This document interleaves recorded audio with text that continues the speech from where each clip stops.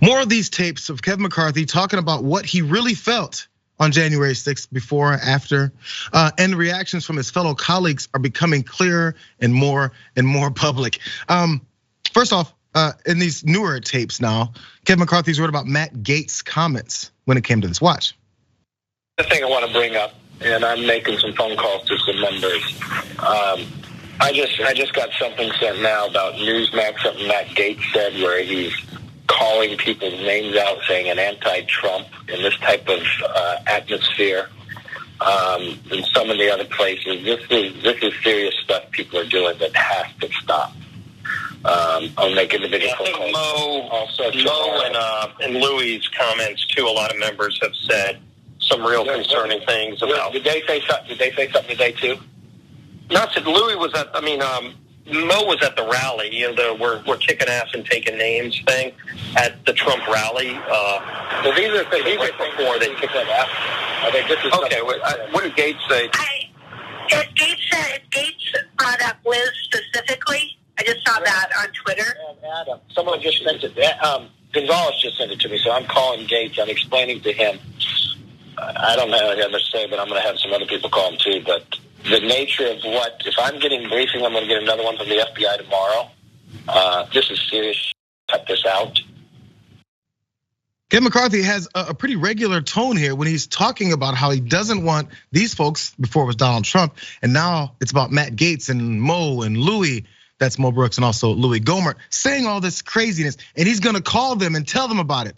Doesn't that sound familiar from when he's gonna call Donald Trump and tell him to resign over the whole thing? But he didn't do that either, and now he's tried to spin that to say that that's what the New York Times article was saying. Anyways, if it wasn't damning enough, Kevin McCarthy also went on further, and he realized just how dangerous the things Matt Gaetz was saying was. Watch. And there's an issue with Alabama. Barry Moore has said some things today even that we should look at, honestly. What did Barry say today? All right, so he deleted his personal Twitter account, but Jamie Dupree with the Atlanta Journal got screenshot.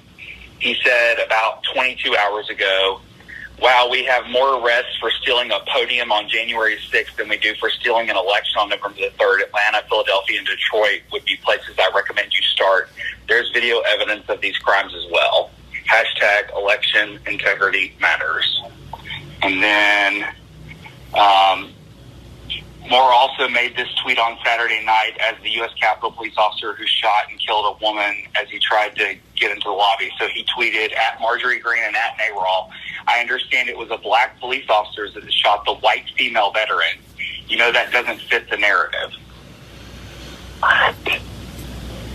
Ow. Oh, man. This is what we have to confront with this. Can't they take their Twitter accounts away too?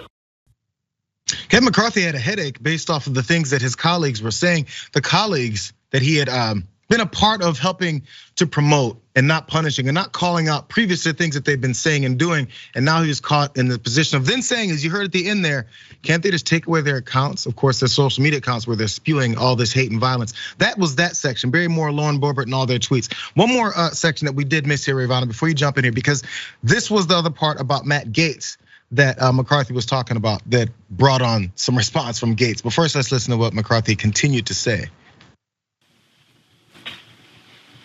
Yeah, that's. I mean, it's potentially illegal what he's doing. Well, he's putting people in jeopardy, and he doesn't need to be doing this. We saw what people would do in the Capitol, you know, and these people came prepared with rope, with everything else. It's a lot of stuff. It's a lot happening. I'm gonna get to Matt Gaetz' response because, of course, they have to. But first, your thoughts on all of these new revelations, because this is added in addition to the tapes about Trump. Yeah, I think I wish that hearing this, felt like, the other shoe just dropped, and that some sort of consequences are coming down the line, that someone is going to be held accountable. But I just don't see it happening. I want to be optimistic that, because, we see now that Republican leadership, even who has been downplaying January 6th, for over a year now, was deeply concerned and did view it as a violent, insurrection.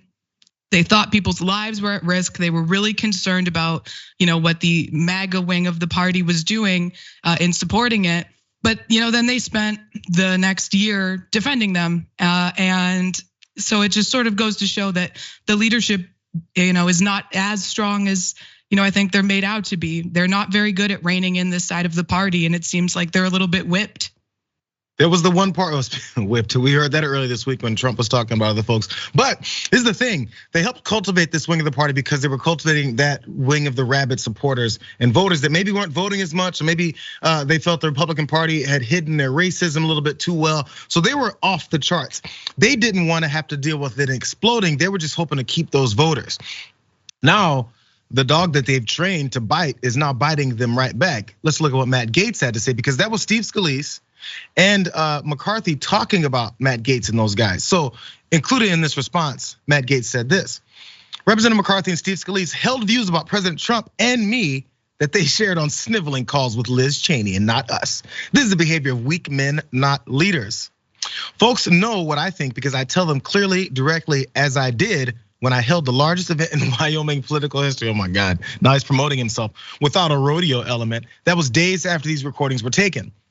The other part about this that Matt Gaetz said was, while I was protecting President Trump from impeachment, they were protecting Liz Cheney from criticism. They deemed it incendiary or illegal to call Cheney and Kinzinger anti-Trump, a label both proudly advertised today. On the bright side, you no longer have to be a lobbyist with a $5,000 check to know what McCarthy and Scalise really think. You just have to listen to their own words as they disparage Trump and the Republicans in Congress who fight for him. Bro, there's so much here about how blatantly and openly, even Matt Gaetz now is talking about how he's utilizing his position as representative to then protect Trump, call out other people. If you're trying to protect Trump from impeachment, what does that mean? If he did something, just bring up the defense of what he did and how it's not illegal, it's not impeachable. Instead, it's defending him from impeachment. This is all swirling around this whole idea that I'm an elected official, I can do what I want, I'll tell you exactly what I'm doing, no matter how nefarious or self-serving it is, and you're just supposed to accept it. I don't know why we're living in this world still.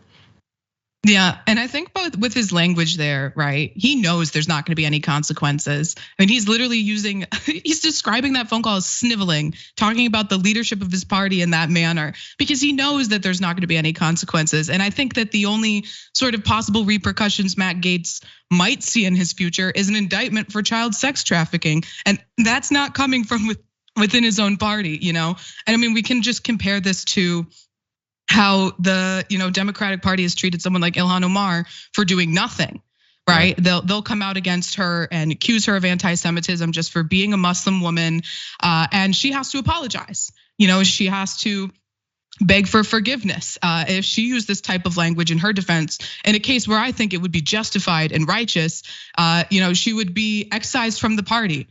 Yeah. Matt Gaetz can describe the leadership in this way and just know that there's nothing coming down the line. There's not going to be any repercussions, and I think it's very telling about who's really running the Republican Party.